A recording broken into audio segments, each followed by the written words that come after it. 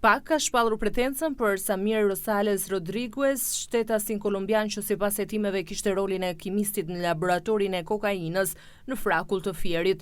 Prokurori i çështjes Adnan Xholi ka kërkuar dënimin e tij me 14 vite burg, ndërsa ka bërë me dije se autoritetet shqiptare janë në pritje të ekstradimit të pandehurit. Sipas hetimeve të SPAK, Rodriguez udhëtoi nga Kolumbia drejt Greqisë, më pas në Maltëzi dhe në Shqipëri me detyrën për të nxjerrë kokainën e përzier nga plehu organik. Sasia e drogës që dyshohet se do të përpunohej në laborator llogaritet në rreth 480 kg. Ngarkesa kishte hyrë në Shqipëri në shtator të vitit 2022 dhe ishte transportuar drejt frakullës së madhe në Fier. Gjatë hetimeve, SPAK ka dokumentuar se kimisti mori një kamion nga ngarkesa duke konfirmuar praninë e kokainës në plehun organik. Hetimi e lidhur me laboratorin e kokainës nisi në vitin 2022 pas zbulimit të ngarkesës në magazinën e familjes Qervanaku.